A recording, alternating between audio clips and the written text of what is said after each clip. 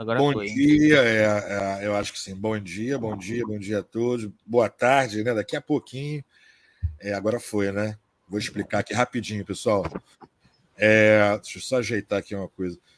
A gente teve que fazer essa live, ela vai ser mais curta um pouco, vou explicar depois porquê, do que a gente tinha programado.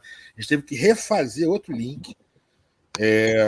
Deu um pane aqui, deu um chabu aqui do StreamYard com o YouTube, que não estava começando, a gente tentou descobrir, então eu tive que recriar um novo link, né? Então o pessoal que estava com o link antigo deve estar procurando, aí deve estar sendo avisado. Eu não sei porquê, dizendo que não podia começar e tal. Então criamos um novo link. E além disso, o nosso parceiro Igor Pontes, do canal Orientações Filosóficas, ele teve uns problemas também, esse adiamento de horário, né, Alberto? E não vai poder ficar, porque a gente está quase meio-dia, quase uma hora de atraso. Mas é isso, saudações gerais. Alberto, bem-vindo mais uma vez aqui no Full Press. Hoje a gente vai bater um papo sobre um pouquinho sobre seleção brasileira, né? E sobre o Fluminense, sobre o Fernando Diniz. E eu já levanto a bola, passo a palavra para você, Alberto, se quiser começar a fazer uma observação.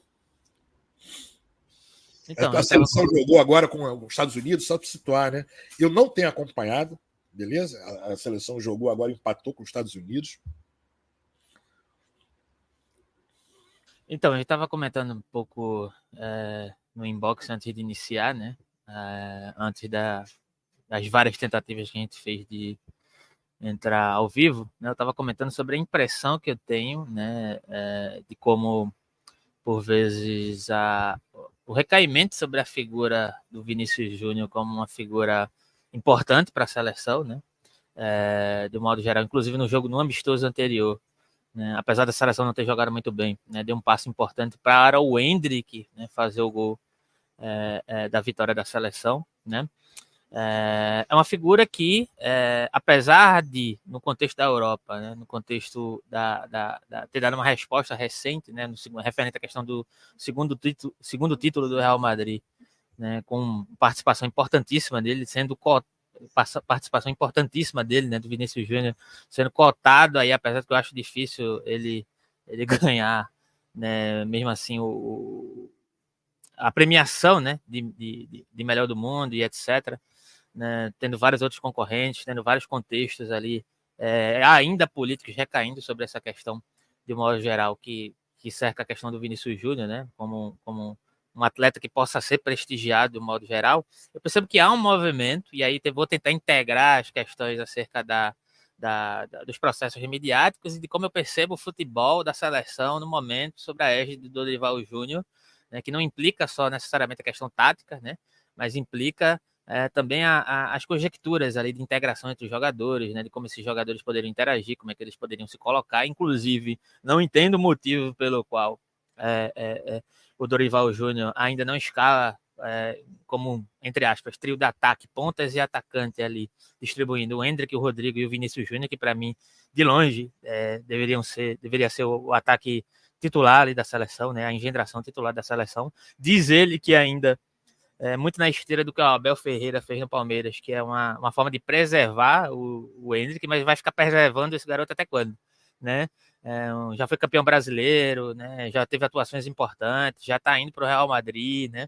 Lá, de certa forma, eu entendo que ele precisa passar por uma espécie de maturação também, porque jogar na Europa é uma outra situação, é um outro contexto, né? Mas no que concerne a figura do Vinícius Júnior, né, e aí tem uma mídia hegemônica que trata essa questão sempre no sentido superlativo, em comparação ainda com o Neymar, né,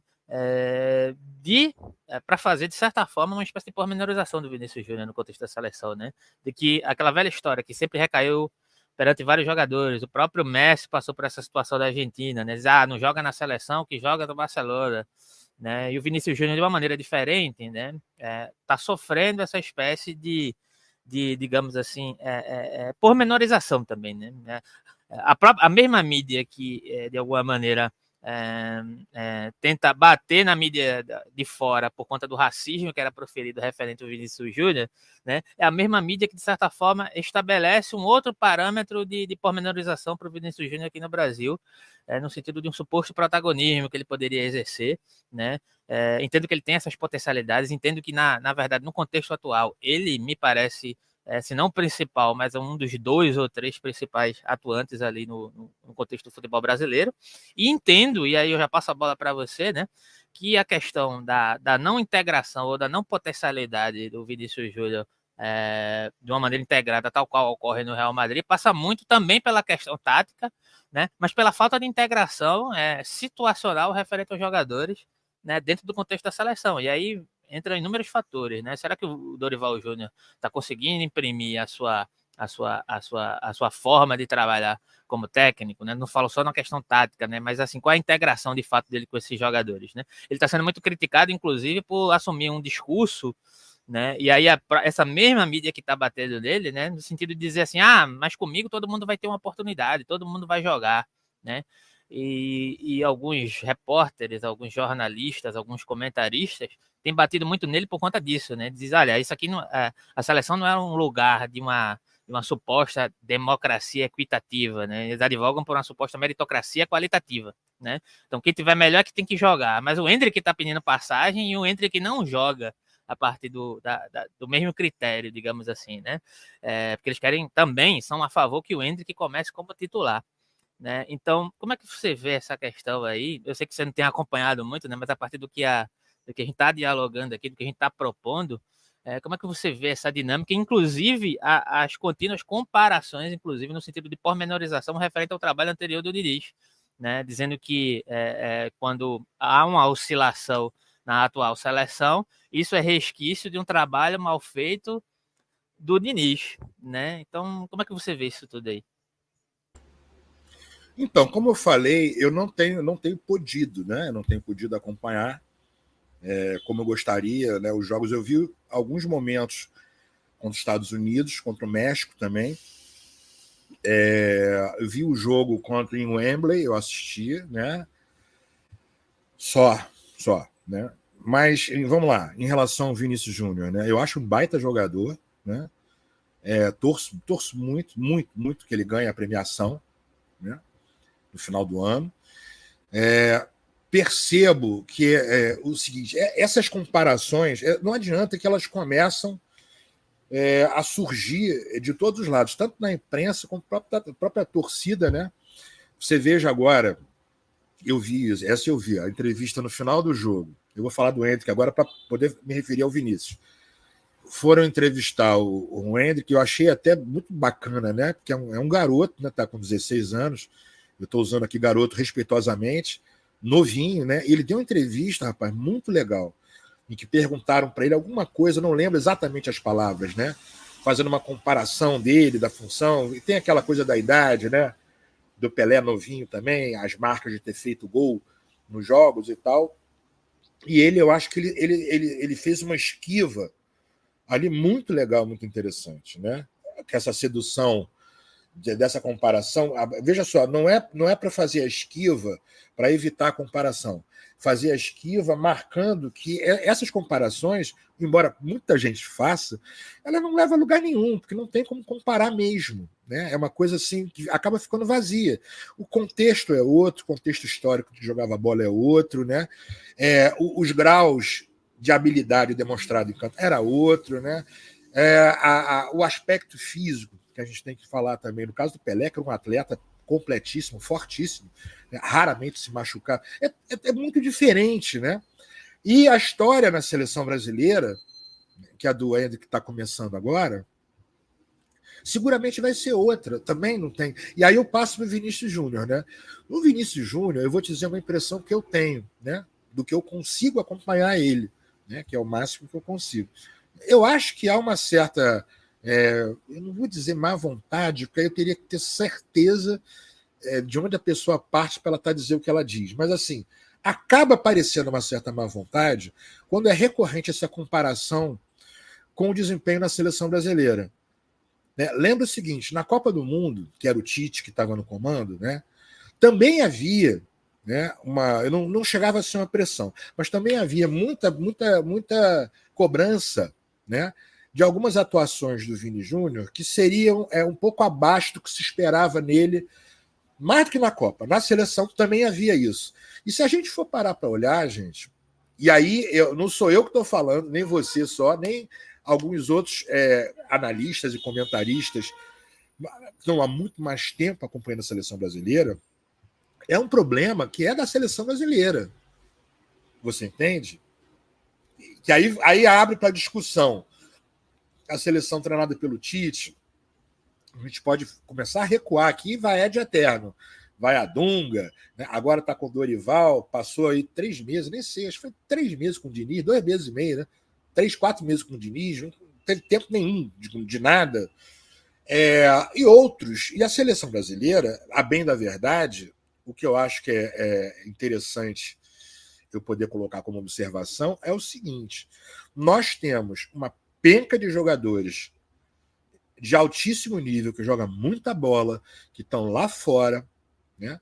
Estão na Premier League, que é endeusada, que é tida, né, como uma liga que proporciona um futebol de altíssimo nível. Muita gente, inclusive, assiste assiduamente a Premier League para ver bom futebol e está repleto de brasileiros, mas quando vai jogar a seleção brasileira, isso fica bem abaixo desses craques, desses grandes jogadores que estão jogando numa liga altamente competitiva de ponta. Isso, eu estou fazendo aqui, o Alberto, o procedimento de dividir o problema, né? Isso nos leva a perguntar o seguinte: o problema não será um problema que está rolando com a seleção brasileira, né? Ou seja, não é a seleção sozinha, com a seleção, do modo como ela tem sido treinada, e aí eu incluo, inclusive, os trabalhos que têm sido feitos na frente da seleção brasileira, né? Alguém poderia chegar e falar assim: poxa, mas o Tite ele foi com a seleção a 2 Copas. Foi a seleção com 2 Copas do Mundo, né? Foi eliminado nas 2 Copas do Mundo. Muita gente critica o Tite por isso, né? Bons resultados em alguns jogos, um bom desempenho em alguns jogos, eliminatórios e amistosos e outras partidas que conseguiu, mas resultados muito abaixo do que a torcida espera, de que essa mídia também, acostumada com um Brasil pentacampeão mundial, esperaria. Tivemos o Diniz, que aí eu já vou só mencionar, mesmo com pouco tempo, porque, no meu ponto de vista, mostra um problema dessa relação, também com torcida, com mídia. E aí é o problema que está fervendo agora, pelo momento que atravessa o Fluminense. Né? Por quê? Estou falando do clube? Não. Eu estou falando que o Diniz é treinador do Fluminense, ele continua treinador do Fluminense. Ele vai até o final de 2025. Né?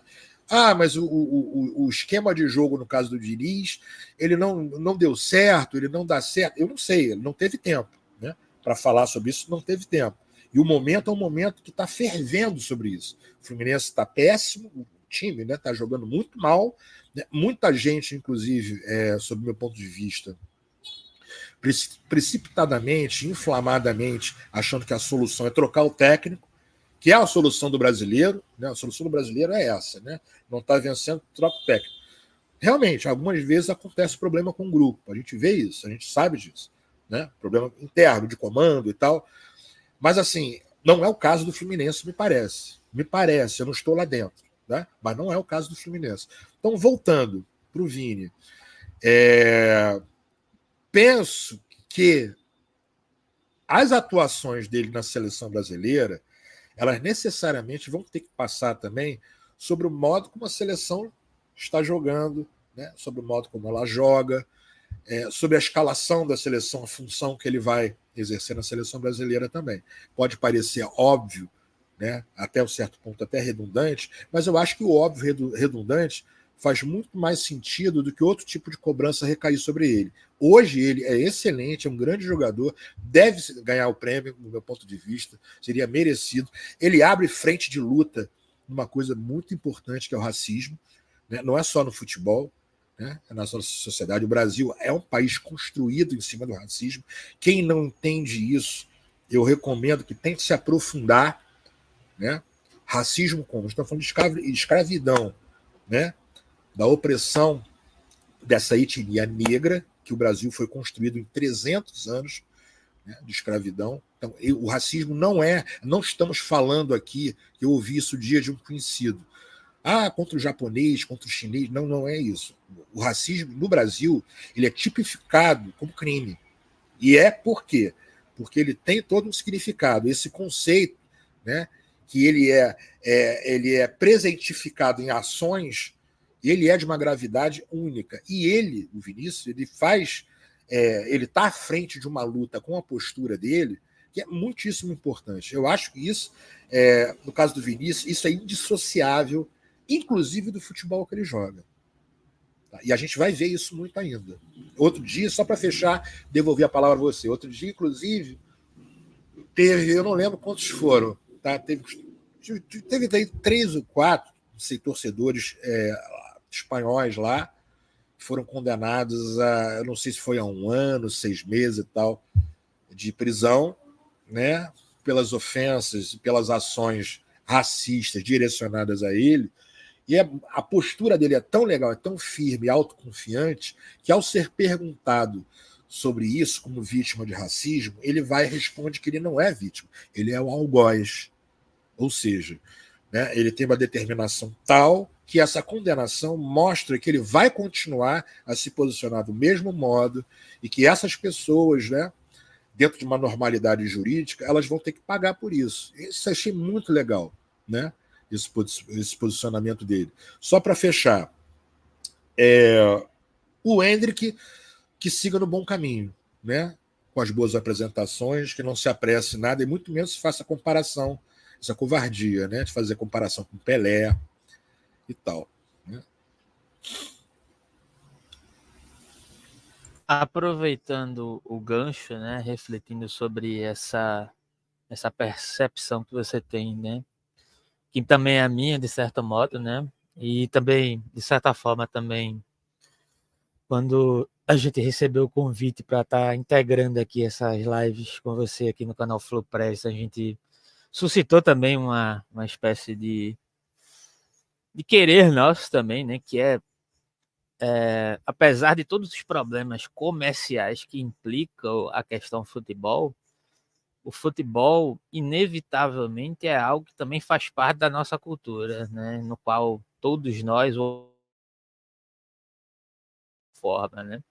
Não necessariamente todo mundo inquestionavelmente vai gostar de fato de futebol, mas de certa maneira é influenciado por ele, né? E me traz uma questão, já que a questão é seleção brasileira, e aí fazendo esse paralelo com o Fluminense, né? Justamente por conta do passado recente do Diniz em relação à seleção, né? Que foi algo que de certa forma trouxe a esperança para pessoas que veem o futebol de uma maneira um pouco diferente, como nós, eu percebo talvez que nós tenhamos essa pegada, né, que é não nos deixarmos levar especificamente apenas pelo futebol enquanto comercialização, apesar disso fazer parte, disso ser indissociável do futebol atual, né, mas tentar observar esse contexto político. E o Vinícius Júnior, além de qualquer coisa, né, a partir do momento que ele mesmo por uma causa que é muito maior do que a causa dele individual, né? Porque nesse sentido, nesse aspecto, a questão da representatividade, né? Do não baixar a cabeça, né? Para estigmas europeus, né? Vicissitudes europeias e comportamentos esdrúxulos que existem também aqui no Brasil, mas de uma maneira bem específica, né? De uma forma bem específica do brasileiro de proferir o dá um recado, né? E dá um recado atravessado por uma espécie de demanda política também, né? No sentido de chamar a atenção para a necessidade de uma autoobservação do comportamento brasileiro, mas também no que concerne a própria demarcação da etnicidade, que você bem frisou, né? Como demarcada por esse processo histórico da escravidão aqui no Brasil, inclusive, né, como um processo ainda apregoado, né, nas nossas demarcações sociais e que perpassa a questão do futebol, né? E aí, trazendo para a questão do Diniz, né, e o Diniz e o Fluminense, né, de um modo geral, e fazendo, digamos assim, uma comparação ao inverso do que majoritariamente fazem na mídia, né, que é simplesmente por uma espécie de tecnicismo alienado, né, de uma comparação entre o Neymar e o Vinícius Júnior. O Neymar, de certa forma, é o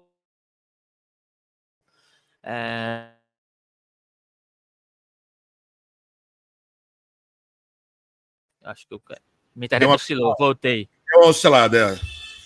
Você falou E do Neymar, que aparece na mídia, mas não completou assim. no sentido inverso, né, dos engajamentos, que pelo menos até o presente momento o Vinícius Júnior se demonstra, né, que é uma espécie de reiteração, né, de um certo tipo de conservadorismo mercadológico dentro do ambiente do futebol e agora fora também, né? Porque Neymar é muito mais do que um jogador de futebol, né? É uma marca, é um produto, né? É um uma garoto, poça, e é um garoto propaganda, é um garoto propaganda também, né, Vigo? né? Caríssimo. Então ele joga com isso, né? Joga muito bem com isso. E aí, por que eu estou falando tudo isso? Porque a questão de início, a questão seleção brasileira, ela tem uma certa verve de diálogo. Como é que eu poderia dizer isso? Com um certo sentimento de nacionalismo no Brasil, que é bem controverso, inclusive, né? Porque a própria delimitação, né, desse nacionalismo brasileiro, ele tem um pé nesse processo de colonização, mas ao mesmo tempo, quando há essa dissolução do processo histórico, inclusive através do futebol, ele não pode apenas ser determinado por isso, né? E aí há uma complexidade nessa questão, né, do envolvimento da delimitação do futebol e como isso se desdobra dentro do próprio esporte, né? Estou tentando trazer isso para a questão do esporte e como é que o esporte pode servir a esse processo de desmistificação do próprio futebol apenas como esse ambiente mercadológico, né, capitalista. Por que eu digo isso, né? O Diniz, me parece que com todos os ideais, todas as propostas que o Diniz traz no Fluminense, como ele se apresenta, né, enquanto postura política, e aí, quando eu falo de postura política, eu digo toda uma conjuntura de comportamentos que ele apresenta dentro do futebol e fora dele, né? Não referente a um processo político partidário, não é sobre isso que eu estou falando, né? Mas um modo de ser, um modo de se apresentar dentro do próprio futebol. Questão, né? No sentido de que, por exemplo, e aí vamos pegar um pouco da discussão, né? E alguns torcedores. Eu tenho Ô, Beto, acompanhado. Pode posso falar. fazer, porque nesse ponto aí, Vá, posso fazer vá, pode ir. levantar a questão aqui, fazer Fica à uma pergunta. vontade. Você faz uma aproximação, me ocorreu na hora que tu estava falando, veja só, é aproximação, não é dizer que é sinônimo, é a mesma coisa. Na postura que o Vini Júnior tem, né? Eu estou falando aqui postura sociopolítica, tá? Isso aparece dentro de campo. Ele tem essa postura. Ele tem um posicionamento que é muito claro e muito firme. Isso não aparece no Fluminense do mesmo modo, mas me ocorreu com o discurso e as ações do Diniz, quando ele repetidamente coloca, tanto em entrevistas quanto na prática mesmo, questões como: eu não vou largar, por exemplo, o John Kennedy, eu não vou abrir mão, eu não quero perder. A gente já perdeu muitos John Kennedy, está cheio de John Kennedy por aí. E ele vai explicando o ponto de vista dele baseado na realidade brasileira, no que é a estrutura sociopolítica brasileira. Porque é nisso que ele se pauta quando ele fala. Né? E atenção, não estou fazendo uma comparação das realidades de Vini Júnior com o John Kennedy, muito embora seguramente haja uma proximidade quase que total. Mas eu estou me referindo a quando o Diniz fala isso com a postura que o Vini sustenta em campo. Entendeu? Eu não estou te ouvindo. Você falou algo agora ou não? Não, né? Você vê a proximidade no posicionamento do Vini, em não recuar nisso, e nesse treinador do Fluminense, que é totalmente diferente nesse ponto. Eu, pelo menos, eu nunca tinha visto alguém falar do modo como ele sustenta. Inclusive, muito atacado, às vezes, por causa disso. Né? De não recuar nisso. Né? O John foi reintegrado. Ótimo, está fazendo gol e tal. Mas houve todo um problema já esse ano, né? Envolvendo aí uma questão de concentração e tal, queda de rendimento, sei o quê. E ele sempre marca isso, ele continua marcando isso que ele falava no ano passado. Você caiu? Tá? Como é que tá aí? Não, a minha linha de raciocínio né, ela segue esse sentido de aproximação, né? E aí, como você colocou, não necessariamente é uma comparação para dizer que Diniz é igual a Vinícius Júnior e que não é bem isso.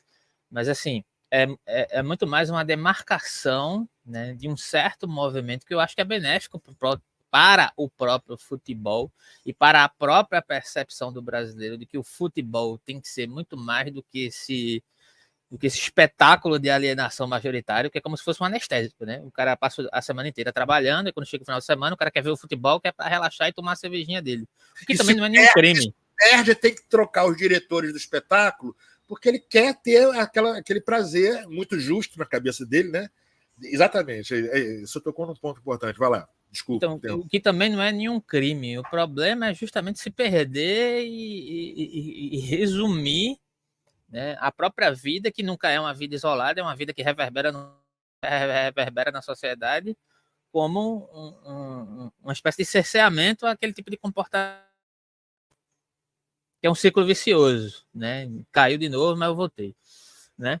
E aí a aproximação que eu faço entre a questão do Vinícius Júnior e do Fernando Diniz, aí tentando trazer para a situação atual do Fluminense, que inclusive eu estava dando uma olhada no retrospecto do Fluminense nos últimos anos do Campeonato Brasileiro, sabe? Não consegui ver todas assim, as especificidades da caminhada, em que momento o Fluminense ascendeu ou oscilou nos campeonatos brasileiros dos anos passados, dos anos anteriores, perdão, né? Mas eu percebo que o Fluminense, salvo o ano passado, se eu não me engano, eu estava olhando aqui, o Fluminense sempre deu uma espécie de oscilada, dentro do Campeonato Brasileiro, e principalmente com o Diniz, né? Roberto, parênteses, não perca esse raciocínio.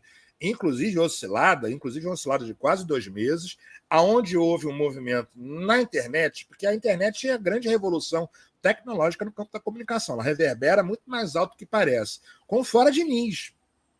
Eu vi vários, tá? Tô devolvendo aí, você tem toda a razão. E o motivo, Alexander tinha machucado, saiu, Marcelo machucou, Keno machucou, o lado esquerdo todo, teve mais um e tal, e o Fluminense entrou numa espiral, decaiu, empatava, perdia, empatava. Eu acho que fez uma série de 11 jogos assim, bem ruins, né? Você tem toda a razão. Teve ano passado. E tenta pegar do ponto onde eu fiz essa observação aí. Então, qualquer coisa, se minha internet oscilar, aí vocês têm um pouco de paciência aí, Tá para ter tranquilo. o caso agora. Mas a questão é o seguinte, né? Baseado nesse raciocínio, né? Ano passado o Fluminense oscilou também, mas chegou melhor posicionado do que em relação aos anos anteriores. E isso aconteceu em dados momentos, não da mesma forma, também em outros clubes que o Diniz passou também, né? No São Paulo tinha uma expectativa muito grande de título, que no final das contas não veio, né? Mas enfim, o que eu quero dizer com isso? O Diniz, ele tenta se pautar por uma não unilateralização no resultadismo, que é interessante. Mas até que ponto é sustentável? Porque eu senti que ele mesmo sentiu a pressão agora, né? O Fluminense ali beirando a zona de rebaixamento, se é que não sei como é que tá a situação agora, mas ele tá ali prestes a entrar. Tá assim, complicada. Não tá complicada, que faltam 90 pontos a ser disputados. Essa é a questão, é aí que eu quero entrar. Mas assim, para o padrão que torcedores, até adversários, a mídia, tal, se acostumou, mesmo não vencendo o nível do futebol, o Fluminense às vezes não vencia, mas jogava muito bem. Corinthians 3-3 é só um exemplo, tá? 0-0 do Flamengo do ano passado, não sei se você lembra que o Sampaoli era o treinador do Flamengo. Eu lembro de parte da torcida do Flamengo comemorando que o primeiro tempo o Flamengo conseguiu abafar e anular a toqueira do Fluminense. Eu fiquei olhando e falei, gente, eles estão comendo. E não venceram o jogo, o Felipe Melo foi expulso, o Fluminense fez uma barreira na defesa, a defesa não tomou gol. Estou dando esse exemplo, porque decaiu muito realmente, entendeu, Abel? Você tem razão, muito. A situação está essa. O Fluminense está ali colado na zona de rebaixamento, com jogos a mais que o Criciúma, mas o futebol ele tá mais do que oscilante. A impressão que dá às vezes é que em alguns jogos não há um ânimo, não há intensidade, a defesa totalmente perdida, sabe? Uma coisa assim, muito estranha. Devolva aí onde você estava falando, só para fazer esse parênteses. Você falou, essa é a situação atual que o Fluminense está. Parte da torcida está chateadíssima, né? Irritada e tal. Professor Pardal É melhor que burro, né? O professor Pardal é cientista, né? Antigamente era burro, o pessoal queria CT e tal. Então, o meu raciocínio ele quer chegar aí nesse ponto, né? No sentido de, ok, né? Não é antes de o Fluminense ter esse decaimento mais abrupto, e de fato, se você for pegar a linha estatística nos campeonatos anteriores, até o presente momento do campeonato, ela oscila para baixo mais do que as oscilações anteriores. Mas a questão é a seguinte, né? Na minha percepção, ainda estamos muito no início do campeonato, e eu acho que o time do Fluminense, apesar de ter problemas assim que precisam ser resolvidos urgentemente, principalmente na defesa, né? Isso já é digamos assim, um ponto em comum, né? De algumas opiniões de pessoas que observam o Fluminense, né? Já há um tempo antes de ter esse decaimento mais abrupto, né? Que há um problema na defesa, inclusive há a esperança que o Thiago Silva venha para ajudar, apesar de que a mídia já está macetando ele, inclusive, né? Com certeza. Entra o clubismo também, tá, Alberto? Não esqueçamos. A imprensa esportiva brasileira, tá? Não tem jeito. Ela é fortemente contaminada por clubismo. Analistas antigos, corintiano, palmeirense, o outro flamenguista. Então, assim, a imparcialidade é uma coisa que não existe. Saibam, esse é o meu ponto de vista. O ser humano não é imparcial. Nesse caso do futebol, a coisa piora. Né? E aí até um ponto interessante, porque eu acho que às vezes certos comentadores contam com a ignorância ou com a falta de memória de quem acompanha o futebol ou pensando que você não acompanha o futebol, né? E aí, Thiago Silva, ele sempre jogou um futebol que, digamos assim, tem certas características que são de muita qualidade dele, mas tem certos vícios de comportamento que são próprios do jogador e que terminam recaindo em certas falhas, como o próprio Marcelo, por exemplo. O Marcelo tem uma mania horrível que ele desde o Real Madrid tem, que é fazer uma virada de jogo que por vezes dá errado e que termina numa espécie de contra-ataque da equipe adversária. Ele já fez isso algumas vezes no Fluminense e no Real Madrid não era diferente. Tem alguns lances dele desde o Real Madrid, e não é porque ele tá velho, né? É porque ele sempre teve certos vícios de comportamento na maneira de jogar dele. Lógico que no Real Madrid ele tem uma cobertura de uma outra maneira, de um outro funcionamento, com mais saúde, ele tinha condições, mais saúde assim, de jovialidade física, de potência física, apesar de que recentemente ele disse até que nunca tinha treinado como está treinando agora que está mais velho, né? Isso é um ponto positivo e eu vejo a evolução dele, inclusive, do ponto de vista físico, de quando ele chegou no Fluminense para agora, ele está muito melhor. Né? Tá terminando todos os jogos praticamente, Alberto. Todos os jogos, né, que o Fluminense tem jogado, o Marcelo vai até o fim, muitos deles jogando bem, né? Tirando do Botafogo, que foi horrível, todos ali, ele foi um dos poucos que se salvou, assim, ele e o Fábio, que é um goleiraço, né? Um baita goleiro, mas assim, foi horrível o jogo, horrível. Ficou difícil até, só para fazer essa observação, ficou difícil até para quem viu com atenção, e não só com paixão, entender até que ponto ali a dinâmica foi o Botafogo com uma absoluta superioridade, que o time do Botafogo é bom, que fique claro, ou se a gente deve botar em conta também que o adversário estava, eu não sei nem nomear, parecia que estava com febre o time, você sabe? Tem um sintoma ali. Eu só vi o segundo tempo desse jogo, eu não consegui acompanhar ele inteiro, não. Muito ruim. O fato de ter mandado uma bolinha na trave é um lampejo de bons jogadores que existem no Fluminense, tá? Mas assim, foi o domínio amplo, mas com essa característica, assim, que não houve luta, né? Porque às vezes há uma superioridade, mas você vê luta em campo, você vê garra, determinação, correria e tal. Então, e muita gente foi pelo caminho, não dá mais, pavor e tal. A galera, eu vi Série C e Série B, né? Na minha perspectiva, eu não estou dizendo que o Fluminense está bem, não é isso. Mas não tem alerta vermelho ainda ligado. Tem alerta vermelho, sim, ligado, no sentido do que se esperava, da expectativa de que esse time, treinado pelo Diniz, estivesse apresentando. Aí sim. Mas não tem 90 pontos para disputar e, tomara que eu não esteja enganado em alguns outros, o Fluminense tende a melhorar. Porque, assim, é muito gritante, né?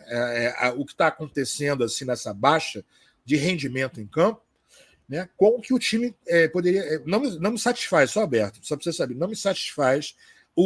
Os adversários aprenderam a enfrentar o Fluminense. Né? São os Aristóteles do futebol. Tá cheio de Guardiola na internet, né? aprendeu. Que coisa incrível, né? Ou então, o Diniz é muito ruim. Eu ouvi isso já. Eu leio muito esses comentários. Eu não tenho Facebook, mas eu leio. O Diniz, como é que é? Deu muita sorte, né? No ano passado, né? Ou então foi Deus que quis. Imagina que Deus é esse, né? É o Deus projetado, né? Ele escolhe assim, meu filho, aquela abre a luz no céu, as nuvens, né? Você agora ficará feliz, vou te dar o campeonato. A torcida do Inter, Palmeiras, Atlético, vocês não é a sua vez. É um Deus brincalhão, né? Eu estou aqui não falando contra os teístas, não, né? Mas contra esse tipo de teísmo, que é um teísmo bem infantilizado, né? Você entende? Então, assim, a dinâmica do que está, o problema que está acontecendo lá dentro, eu não tenho essa proximidade para apresentar, olha, o problema é esse. Eu garanto que ele é diverso, ele é múltiplo, ele é complexo, não tem resposta fácil, né? Como a gente botou na live aqui, não é uma resposta fácil para dar. E, assim, seguramente até o momento, eu não conheço de informação de colegas, de outras pessoas e tal, de algum problema de perda de relação dentro do time, né? No caso do comando. Eu não estou sabendo. Agora, seguramente deve estar com algum problema lá dentro. Né? Seguramente está com algum problema. Né? Tanto é que está se refletindo em campo. Casamentos têm problema. 2, 3 anos, né? Relacionamentos têm problema. Os jogadores, eles não são máquinas. Né? É meio estranho estar falando isso nesse momento. Alguns torcedores não vão entender, né, a paixão, mas assim, o jogador de futebol não é máquina. Né? Ele tem as suas irregularidades, ele tem alguma subjetividade, ele tem a sua intensidade ligada com o momento que vive. E vamos ver aí, né? O Fluminense hoje vai ter uma parada dura, não que seja duro o Atlético Goianiense. Não é isso. Mas a parada é dura pelo momento, né? A pressão também, vai jogar no Maracanã. Olha aqui. Antes eu queria botar uma coisa que você me mandou aqui, Alberto. Posso colocar? Você me mandou um vídeo. À vontade.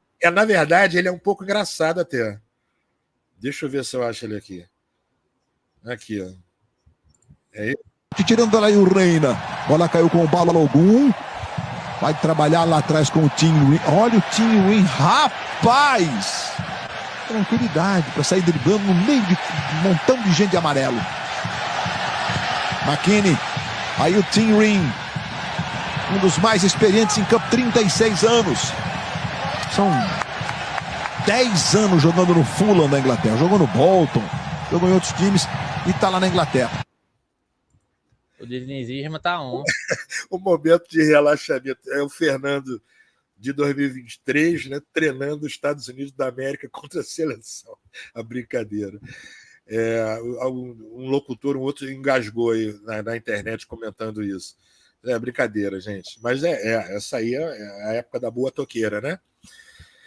O que eu ia botar também em tela aqui é isso aqui, que a gente estava falando desse jogo. Deixa eu botar um compartilhamento de tela aqui. É esse aqui, ó. Essa é a parada que o Fluminense enfrenta hoje. Né? Ele vai pegar o Dragão, né, do Atlético Goianiense, né? A situação que você tocou, você levantou a questão. A defesa 2024, ela tem marcas terríveis, né? Terríveis, né? O atual desempenho ruim, né? Ele supera apenas de 2008, quando o clube brigou contra o rebaixamento, né? O time tomou 14 gols, jogou 8 partidas, é muita coisa. E atenção, tomou 14 gols, jogando 8 partidas, tendo no gol o Fábio. Sim, alguém vai lembrar seguramente. O Fábio vacilou no gol aí contra o Juventude, cometeu um erro com os pés. Sim, mas se você botar numa balança o que o Fábio, como jogador, salva o Fluminense, né, com defesas dificílimas, a balança vai afundar, né? Só contra o Botafogo eu contei 4 ou 5, assim, defesas difíceis, não é defesa difíceis, defesaço. E indução a erro, que as pessoas esquecem no caso do goleiro. Como assim? Goleiro que tem bom posicionamento, sai bem do gol. Deixa eu tirar isso aqui rapidinho de tela. Espera aí. O goleiro... isso aqui é a sequência, tá? Dos jogos, né? O início do Fluminense. O goleiro que sai bem do gol, ele faz o que o Fábio fez com o Júnior Santos, de finalizar, forçar uma finalização bem no canto, vai para fora. O que o Fábio fez contra o Vasco da Gama, que duas jogadas cara a cara, o Vasco não fez gol, finalizou errado, uma ele defendeu e a outra foi para fora. O Ener Valencia, há controvérsias, não tem problema, não na cabeçada, mas na finalização, muito em função de uma saída bem feita também, que força o jogador a tentar bater num canto, porque sabe que tem goleiro que pegador ali, mas mesmo assim é uma penca de gols, né? É um balaio de gols que o Fluminense está tomando, né? A questão é se o São Thiago Silva se transforma em santo mesmo, ele entra para salvar sozinho. Eu acho difícil, né? Nem acho que ele foi chamado para isso. O Thiago está voltando ao Fluminense, né? O Fluminense vai ter que organizar, o Diniz vai ter que organizar essa defesa com o que tem ali. Nem sei se trazendo algo. Eu estou fazendo a lucubração aqui, tá, gente? Nem sei se trazendo aqui alguém de fora agora de última hora, tem que jogar com o que tem lá, né? O Fluminense na zaga tem Antônio Carlos, Marlon, tem o Thiago Santos, né, que se transformou em zagueiro, chegou a fazer boas partidas. Tem o Felipe Andrade, né, cria de Xerém, Manuel, enfim, vai ter que formar o Felipe Melo, que é o atual titular, entre aspas, né, até se mostra o contrário. Eu emendei com isso, você estava falando da defesa, não foi? Você foi e voltou para o mesmo ponto que eu estava, que é justamente a questão do Thiago Silva. Legal. Me parece, eu estava falando da questão de que eu estava acompanhando o Thiago Silva no campeonato inglês e que o Thiago Silva sempre teve determinadas características de forma de jogar, né, qualidades e defeitos, todo jogador tem isso, né? E a mídia hegemônica, né, oficial, né, aquela que é tarimbada, né, tem seus canais oficiais de transmissão que todo mundo acompanha, né, toca nessa questão do problema, que é um problema efetivo do Fluminense, que é o problema da defesa, mas já problematizando a questão de que o Thiago não vai ser suficiente para resolver. Ok, entendemos que talvez não seja o suficiente para resolver, mas não a partir do argumento que é preciso uma mudança mais profunda, mas a partir da questão de que o Thiago Silva e o Felipe Melo e o Marcelo na defesa, a partir das suas idades avançadas, né, estariam completamente ultrapassados e o Thiago Silva seria mais um elemento agravante dessa situação, sendo que o Thiago Silva está voando fisicamente, cara. Para mim isso aí é falácia. O Thiago Silva, principalmente no que concerne ao Thiago Silva. O Thiago Silva, dentre eles, é o que mais está voando fisicamente. Isso. Não, isso é falar. Isso é a argumentação prima e irmã os times aprenderam entendeu? Sinceramente, gente, assim, eu não vou também ficar procurando contra-argumentação só aqui, mas assim, é legal a pessoa parar para refletir e sem a paixão no momento. Se faz sentido isso, com tudo que vem jogando, né? Com um elenco com vários jogadores, entendeu? Sabe? O único dado que eu considero que esse é um dado irrefutável é que o Felipe, mas ele não nega isso. O Felipe Melo não nega isso. Que ele não tem. Eu não me lembro de uma partida do Felipe terminando os 90 minutos, mas assim, que ele não tem o gás, como ele está atualmente, de ir além de 60 minutos. Ele joga um tempo, tal, não sei quem, não sei o quê. E é uma função importante que ele faz, né? Eu gosto dele como zagueiro. Ele está numa etapa final da carreira dele, isso é indiscutível, mas assim, esse argumento foi o que foi usado no ano passado e está na internet, registrado em várias lives, vários vídeos de muita gente, muitos comentaristas, inclusive oficiais de jornais e tal. Não tem condição nenhuma. Marcelo e Felipe Melo, tem dois que eu mencionei numa live anterior, que cravaram, né, os finalistas iam ser Atlético Mineiro, Flamengo, Palmeiras e tal. Todo mundo rodou. E rodou, assim, o Olímpia foi comemorado por muita gente, que era adversário fácil, o Flamengo caiu, o Palmeiras caiu para o Boca, o tal Boca, o Boca não, esse Boca é muito fraco e tal, eliminou o Palmeiras em casa, eu ouvi isso. O Palmeiras é um time fortíssimo, isso para mim isso é inegável. Eu, quando vejo o Fluminense enfrentar o Palmeiras, ou quando eu vi o Vasco, eu assisti o Vasco e o Palmeiras um pedaço, foi ontem, não. eu olhei e falei, caramba, se o Vasco fizer o que fez, né, o que não fez contra o Flamengo, vai levar uma sacola. Não, 2-0, teve 2 gols anulados que eu achei errado os dois. Não devia anular nem o gol do Vasco, nem o gol do Palmeiras, mas enfim, o VAR, né, ele está aí agora, às vezes até, eu acho que atrapalhando os jogos. Mas, Alberto, vamos passar então aí para uma roda final, para a gente já estar fechando aqui quase 50 minutos de live, já que a gente falou. Se quiser falar mais algo envolvendo seleção ou Fluminense, alguma coisa relacionada ao Diniz, porque a gente combinou de falar sobre Diniz, seleção, Diniz, Fluminense, agora o Dorival, seleção, que tem cobrança, não tem tanto quanto teve contra o Diniz. O Diniz era uma pressão desde que entrou até a hora de sair, inclusive com a questão dos resultados, né? Vamos fazer uma rodadinha aqui, final. Então, antes de a gente entrar na live, a gente meio que estava comentando sobre a questão de como, por exemplo, o resultadismo, né, ele afeta um certo substancialismo do futebol, né?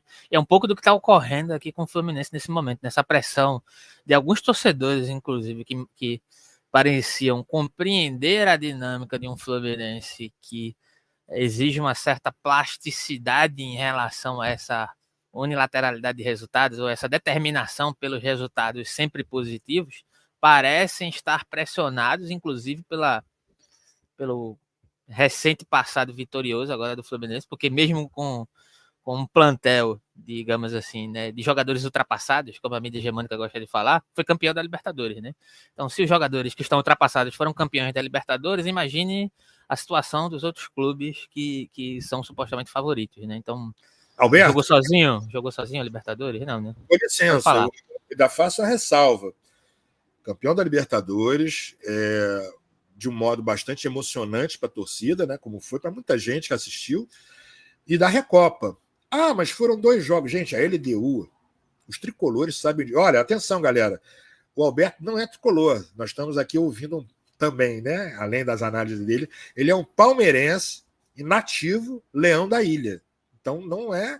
Né? Eu sou tricolor, né? Mas eu estou falando aqui, estou tentando, pelo menos, dentro do que é possível, retirar alguma parcialidade, né? Tentando falar como jornalista e até como psicólogo também, né? Voltando, a LDU, você pode fazer uma enquete aí com os tricolores. Ela era um verdadeiro fantasma dos tricolores, né? A LDU, o time da LDU, ela impôs 2 situações muito dramáticas, muito doloridas, que foi a não conquista da Libertadores de 2008 e 2009 a Sul-Americana, que ficou faltando um gol. O Fluminense meteu 3-0, teve o Fred expulso no final. 2 arbitragens também cá entre a gente, muito complicadas, né? Mas enfim. Então, não são meros 2 jogos. E jogar lá em cima, lá no alto do morro, lá na Colômbia, na Colômbia, em Quito, né? Não é fácil. Não é nada fácil. Tanto é que o Fluminense lá passou sufoco, né? Muitos disseram que foi amassado, mas passou um sufoco muito grande e conseguiu voltar com 1-0, que no meu ponto de vista foi determinante para ele conseguir a conta do chá de pegar a taça aqui. Fez o 2-0, com méritos. Ah, foi brilhante o jogo? Não, foi um bom jogo. Uma bela vitória e tal. Conseguiu. Só para concluir esse raciocínio teu, né? Desse declínio, né, apresentado pelo Fluminense desse futebol, né, mas que ele não é um mero acaso, nem foi sorte, né, e é muito provável que não tenha sido também Deus, né, com o tempo que Deus estaria podendo dedicar ao Fluminense. Então, meu caro camarada. Então, só para concluir o raciocínio, né? O que você acha que está acontecendo? Que a torcida está meio assustada? Eu tenho essa impressão. Você acha que a torcida do Fluminense está assustada? Ela está pressionada pelo passado recente e vitorioso do Fluminense? Né? Porque há parcialmente essa questão de um abandono da figura do Diniz, sendo que você acha que seria melhor sem o Diniz? Sinceramente, eu acho que seria muito pior demitir o Diniz aqui agora, porque seria o esfacelamento de um trabalho que se solidificou e que pode melhorar. Agora, precisa de uma certa reinvenção localizada, principalmente na organização da defesa, né? Precisa de uma certa criatividade ali. E aí o próprio Diniz me parece preocupado com esse tipo de questão no momento, né? A última entrevista dele deu para perceber isso, né? Que meio que bateu ali, né? Tá rolando. E aí é uma coisa que eu não posso falar, mas só posso achar, talvez esteja acontecendo algum problema interno ali, dentre jogadores que, inclusive, eu não vou citar nomes aqui, mas que tem um histórico de terem alguns problemas, um jogador específico que está ali, mas eu não sei dizer se é esse o problema, que pode estar causando alguma espécie de desordem interna, né? De uma não coesão. Lógico que também, não deixando de lado as questões técnicas que são visíveis que precisam ser tratadas. O que é que você acha aí? Vamos lá, então. Eu vou ser bem pontual também por causa do tempo, tá? Vamos por ordem do que você levantou perguntando. Lembrando, não sou dono da verdade, não é futurologia, não tem bola de cristal, é apenas uma perspectiva, tá? Mas é uma perspectiva bem sincera. Não acho que a solução para esse declínio, para essa apatia, né, para esse futebol tão empobrecido que o Fluminense tem apresentado em diversos jogos, a solução seja a retirada do Diniz. Não acho, né? Por que você não acha? Eu vou responder falando o resto. Eu entendo, né? Eu também sou torcedor, né? Mas não estou tentando falar não só como torcedor, estou tentando uma frieza aqui. Eu entendo o medo e o pavor de diversos torcedores, porque vem o fantasma de rebaixamento que o Fluminense teve, né? De outras épocas. E no brasileiro, eu vou falar também da Copa do Brasil e da Libertadores. No brasileiro, o Fluminense está bem coladinho no Z4, está péssimo, mas péssimo, né? O rendimento, digamos, no brasileiro. Então faz sentido isso. Mas eu não acho que a solução... Por que eu não acho que é a solução? Porque pelo que eu acompanho, né, de 2 anos e meio, estamos aí avançando, né, para cá, é a solução que menos faz sentido em relação a identificar e tentar resolver o problema, seja lá qual for. Como assim?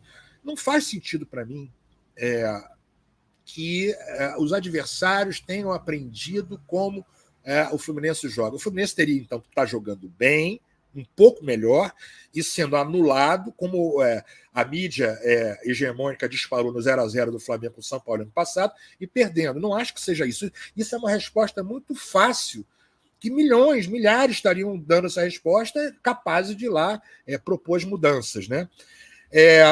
Mas qual o problema? No início da live eu já falei, eu acho que é uma conjuntura, né?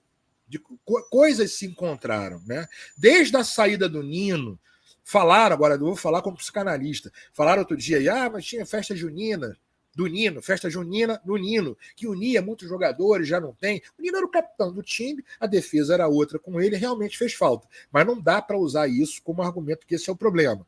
Né? Tem vários outros no lugar, foram feitas contratações e tal, não sei o quê. Sobre o ambiente dentro do clube, eu não sou leviano, né? Então eu não sei dizer, eu não participo ali do dia a dia com uma proximidade tal para apontar isso. Nem sei se caberia fazer isso. Mas eu penso que é provável, né? Um pouco mais do que possível, é provável que tenha problema sim. Por que é provável? Porque houve uma queda muito grande, uma queda muito abrupta. Né? Você percebe que dentro de campo, muitas vezes é como se o time tivesse perdido. E houve, desde o início do ano para cá, problemas compreensíveis. Atenção, o início tardio da preparação já deve ter sido superado, tá, gente? Estamos em junho, não estou dizendo que é agora, mas isso foi um problema. Né? Equipes diferentes, começou jogando com a garotada de Xerém, depois, vem a galera com 5 dias, começa a jogar contra o Mangu. Aí vem a LDU, o Fluminense, praticamente, não estou dizendo também que venceria ou faria frente ao Flamengo naquele ponto com o Carioca, o trio do Carioca, a luta, mas teve praticamente que fazer uma escolha. Foi para Quito, para tentar buscar a taça na volta aqui, 2 dias e meio depois, enfrentando o Flamengo do Maracanã. Isso não foi muito falado. Quito tem 2.800 lá de altitude. Vieram vários jogadores novos contratados, né? Exemplo, para quem, sei lá, entrando aqui na live, não lembra de cabeça, tem o Antônio Carlos, tem o Gabriel Pires, tem o Marquinhos, tem o Douglas Costa, tá me faltando, tem o Terãs. São o quê? São pessoas novas vindo de fora para entrar, passa a treinar, se integrar com o grupo e tal. Ah, você acha que esse é o problema? Não, eu acho que é um conjunto de problemas. Por isso que eu acho que a resposta fácil, tirar o Diniz agora, que não vai acontecer, isso eu posso praticamente garantir, conhecendo futebol, né? Desde a máquina acompanhando tudo, e o trabalho que o Mário Bittencourt tem feito, com essa comissão que tem Fred, Paulo Angione, o Diniz não vai sair agora, não é a solução e não vai sair agora, né? O Thiago Silva vai estrear daqui a menos de um mês, né? É a solução sozinho? Também não. Eu acho que a aposta deverá ser, né, fazer uma recuperação interna identificando problemas. Eu aposto mais nisso. Até porque o esquema do Diniz, que eu me recuso, inclusive, a pensar como uma coisa singular, tem algumas variações, sim, né? Tanto de intensidade, algumas pequenas variações. Eu não creio que isso tenha sido aprendido. Eu não acredito. Né? Todo mundo tem direito a dar o seu ponto de vista. Isso aqui é o meu. Eu acho que essa é uma resposta carente. Ela é rasa. Ela é boa para jogar, viralizar. E fecho, né, o que você levantou, com a torcida do Fluminense, da qual eu faço parte. Estou tentando olhar não só como torcedor do Fluminense, né? Faço parte desde moleque. Eu, como novinho, gente, eu frequentava Yang Flu. Na época do seu Armando, tinha lá Pintinho, Zezé. Eu frequentava lá. Não era membro, mas eu frequentava, ficava lá com eles. Então eu acompanho o clima de arquibancada. Eu cresci ali. Geral, Maracanã antigo. Pelo que eu vejo, né, esse medo é um medo, ele é fantasmático, né? A proximidade com o Z4 e de que o time não ande daqui a 4, 5, 6 rodadas e fique mais difícil sair do Z4. Consequentemente, o torcedor que está apavorado com isso, que está preocupado com isso, ele também olha para a Copa do Brasil, que a gente não sabe qual é o adversário ainda, e olha para o Grêmio, que é o adversário, e fala, pô, como é que vai passar pelo Grêmio jogando desse modo, né? Lá em agosto. Como é que vai enfrentar sei lá quem do sorteio da Copa do Brasil assim? Então, no pacote, eu acho perfeitamente compreensível, né? Alguns torcedores estarem querendo que se solucione, tira, põe outro e tal. Isso é uma solução, ela é semi-fantasiosa. Não vai acontecer e nem teria ninguém, se fosse acontecer, né, sei lá, se o Diniz pedisse, não sei, ele não vai fazer, pedisse para sair e tal, não vai ter ninguém para botar com esse elenco agora e virar mágica. Não tem mágica, sabe? Isso não é mágica. Eu acho que a questão é identificar os problemas, tentar resolvê-los, melhorar, para ver na dinâmica do futebol, no decorrer dos próximos jogos, o que acontece, né? Esse é o meu ponto de vista. Eu creio que é por aí. Agora, a gente vai descobrir isso. A boa notícia, para muitos, e a má notícia também, é que a gente vai descobrir isso, e não vai demorar muito. Hoje tem o Atlético Goianiense, quarta ou quinta-feira, eu acho que é o Cruzeiro no Mineirão, temos um Fla-Flu na outra semana, mais alguns jogos, Thiago vai estrear e tal. Não vai demorar muito, a gente vai ter aí 30, 40 dias para medir, não é resultado. Eu não me guio mais com isso, não. Eu aprendi com esse time que está aí jogando há um tempo a não medir só com resultado. Eu vi jogaços, terminaram em empate 3-3, emocionantes e tal. É claro que a gente gosta de vencer, mas eu estou me referindo a uma outra medida do porvir. Temos hoje 90 pontos para disputar no Brasileiro. É muita coisa ainda. Então, a preocupação não é a pontuação. Com menos de 50%, o Fluminense sai mole de um fantasma de um rebaixamento. Não é esse. É que o Fluminense vai disputar o Mundial do ano que vem. Há uma expectativa. Veio de um ano lindo, lindo, entendeu? Então, a medida boa tem que ser essa. Né? Sabe? A medida boa é o que fez de bom e não o medo do ruim. Né? Mas eu vivia a queda para a Série B, Série C lá atrás, o que não tem absolutamente nada a ver com essa diretoria que está aí. Isso tem que ficar marcado também. Né? Não tem que estar. O Fluminense passou, hein, Alberto?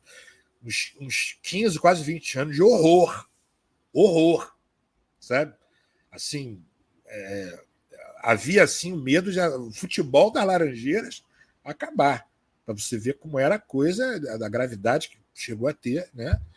O Fluminense jogando com o Nil, Barata, você entende? Então, assim, eu acho que um pouquinho de coragem, né? A gente não assistiu aí 2 anos desse time trançando bola, partindo para o ataque, envolvendo o adversário. Então, quem sabe um pouquinho de coragem da torcida de achar, não vai rebaixar, vamos aguardar mais um pouquinho, ver o que acontece, mas assim, é livre a manifestação do pensamento, né? Já diz a Constituição Federal Brasileira, sendo vedado apenas o anonimato, por motivos óbvios, né? Meu querido, vamos então dar uma despedida da galera, né? Eu acho que já fechamos aqui 1 hora de live, só nós dois. Nosso querido Igor hoje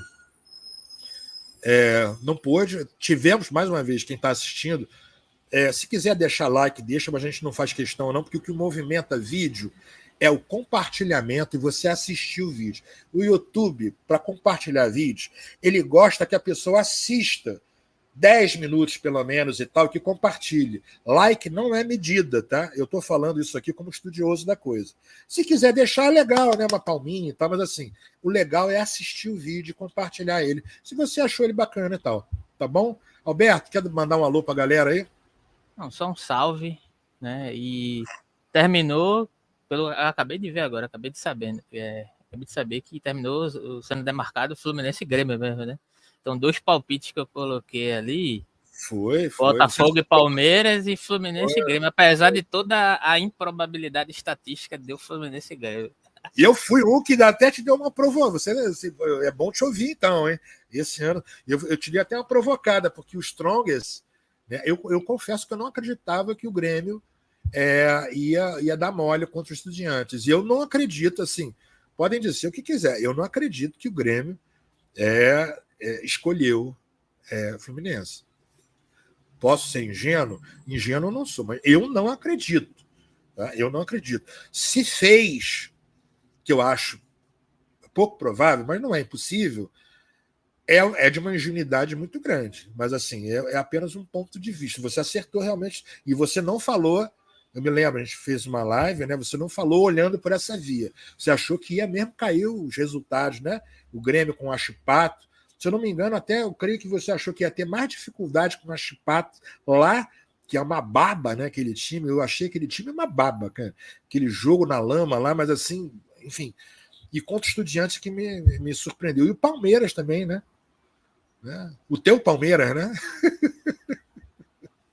Palmeiras e Botafogo. Vai ser complicado esse jogo. Vai ser um duelo aí, visto o Botafogo e Palmeiras, o 4-3 ano passado, né? A polêmica que deu.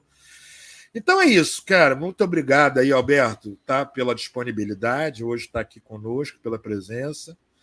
E galera que esteve aqui também, tá bom? Deixa um salve também. Um abraço super apertado. Até a próxima. Até breve.